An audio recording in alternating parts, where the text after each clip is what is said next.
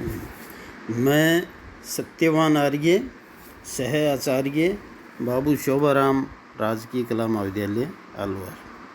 प्रिय विद्यार्थियों, आज हम हिंदी के नाटक का विकास या नाटक के उद्भव एवं क्रमिक विकास के विषय में पढ़ेंगे। यानी हिंदी के नाटकों का विकास कब से माना जाता है और कौन कौन से नाटककार हुए हैं, उन सब का परिचय आज हम इस व्याख्यान में जानेंगे।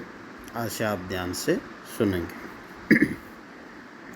प्रिय विद्यार्थियों, भारतेंदु हरिश्चंद्र हिंदी गद्य के पितामह हैं।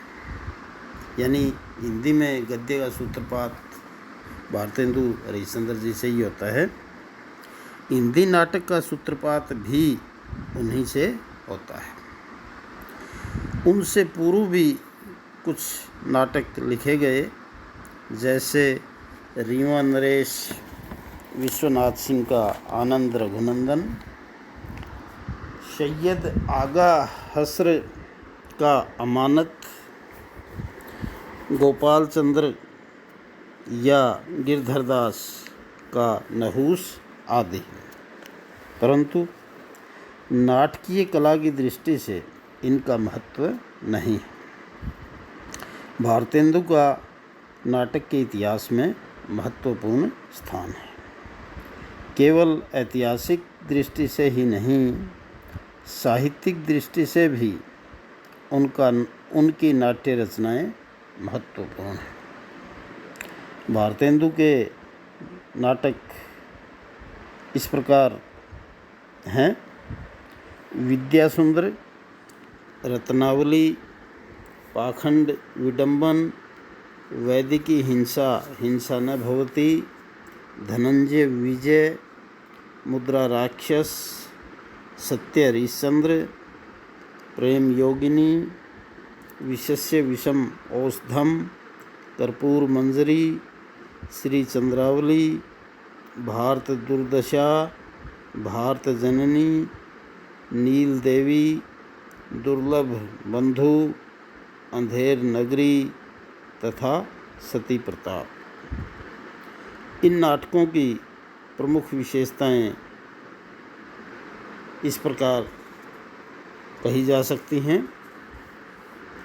भारतेंदु के नाटक मौलिक और अनूदित दोनों प्रकार के हैं। मौलिक नाटकों में पौराणिक, ऐतिहासिक, राजनैतिक, सामाजिक तथा हास्य व्यंग प्रधान सभी प्रकार के नाटक हैं। सत्य हरिश्चंद्र, सती प्रताप तथा श्री चंद्रावली पौराणिक है। नील देवी ऐतिहासिक रचना है। भारत दुर्दशा तथा भारत जननी सामाजिक, राजनैतिक एवं राष्ट्रीय भावना प्रधान नाटक। उनके 3 प्रहसन प्रसिद्ध हैं: वैदिकी हिंसा हिंसा न भवति, अंधेर नगरी तथा विषस्य विषम औषधम। भारतेंदु के अनुदित नाटक विविध भाषाओं के नाटकों के अनुवाद, भावानुवाद अथवा रूपांतर हैं।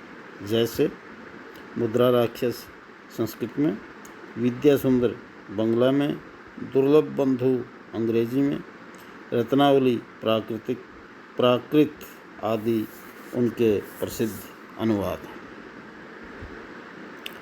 भारतेंदु के नाटकों में भारतीय तथा पाश्चात्य नाट्य कला का सम्मिश्रण है।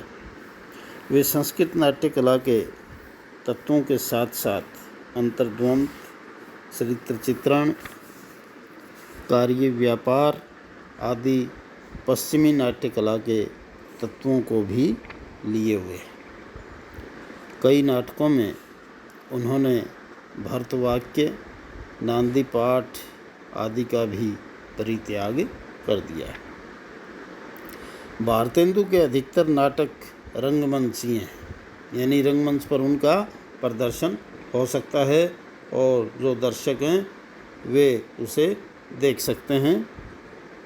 सत्य हरिश्चंद्र के अभिनय में अवश्य कुछ त्रुटियां एवं कठिनाइयां हैं। भारतेंदु के नाटक केवल मनोरंजन के उद्देश्य से ही नहीं लिखे गए, ये समाज सुधार तथा राष्ट्रीय भावनाओं से ओतप्रोत नाटक हैं। प्रहसनों में समाज, धर्म तथा अंग्रेजी राज्य पर तीखे व्यंग हैं। भारतेंदु ने केवल नाट्य साहित्य की ही रचना नहीं की, अपितु हिंदी नाट्य शास्त्र का भी निर्माण किया। नाटक उनका नाट्य शास्त्र से संबंधित आलोचनात्मक निबंध है। डॉक्टर लक्ष्मी सागर व्यास ने इसे हिंदी का नाट्य शास्त्र स्वीकार करते हैं। भारतेंदु के नाटकों का महत्व डॉक्टर रामविलास शर्मा के शब्दों में द्रष्टव्य है। भारतेंदु ने अपने मौलिक और अनुदित नाटकों के जरिए एक साथ कई काम किए। उन्होंने नाटकों के माध्यम से नई हिंदी को लोकप्रिय बनाया, पारसी रंगमंच का विरोध तथा प्राचीन नाटकों का उद्धार किया।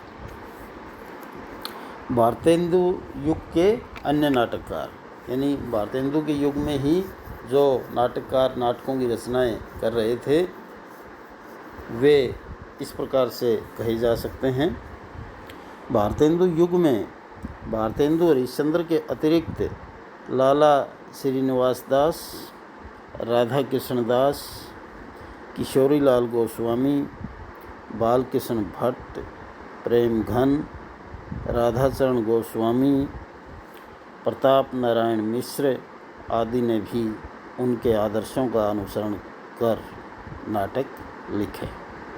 इस युग में पौराणिक, सामाजिक, राजनीतिक, ऐतिहासिक एवं प्रहसन नाटकों की परंपरा का विकास हुआ। दमयंती स्वयंवर बालकृष्ण भट्ट, दुखिनी बाला राधा कृष्ण दास, अमर सिंह राठौर, राधाचरण गोस्वामी, तन धन गोसाई जी के अर्पण राधाचरण गोस्वामी आदि इस समय के प्रसिद्ध मौलिक नाटक हैं। अनुदित नाटकों की संख्या भी इस काल में पर्याप्त मिलती है। पारसी रंगमंच, भारतेंदु युग के बाद नाटक का पुनः अपकर्ष हुआ। पारसी रंगमंच के कारण हिंदी नाटक रचना को प्रोत्साहन नहीं मिल सका। इस रंगमंच का उद्देश्य व्यावसायिक था। पारसी थिएटर ने दर्शकों की रुचि को सुसंस्कृत बनाने के स्थान पर विकृत कर दिया था। पंडित नारायण प्रसाद बेताब, आगा हसर कश्मीरी, तुलसीदास शैदा, हरिकृष्ण जौहर ने इसी रुचि के अनुकूल नाटकों की रचना की। इनमें साहित्यिकता का सर्वथा अभाव था। इन नाटकों में नाट्य कला का हीन रूप दृष्टिगत होता है। और भारतेंदु युग के पश्चात आता है द्विवेदी युग। भारतेंदु और प्रसाद के बीच में द्विवेदी युग में कुछ नाटककार ही हमारे सामने आते हैं। इनमें बद्रीनाथ भट्ट, माखनलाल चतुर्वेदी तथा जीपी श्रीवास्तव का नाम उल्लेखनीय है। बद्रीनाथ को ही वास्तव में ऐसा नाटककार कहा जा सकता है जिसने भारतेंदु युगीन नाट्य परंपरा को आगे बढ़ाया है। उनके प्रमुख नाटक हैं कुरुवन दहन, चंद्रगुप्त, तुलसीदास तथा दुर्गावती। इनके नाटकों में नाटकीय तत्व, कथा संगठन, चरित्र चित्रण, साहित्यिकता आदि की दृष्टि से उज्ज्वल भविष्य का संकेत मिलता है। तो विद्यार्थियों, नाटक के विषय में हम अगले कालांश में भी पढ़ेंगे। तो आज इतना ही नाटक का परिचय पर्याप्त समझें।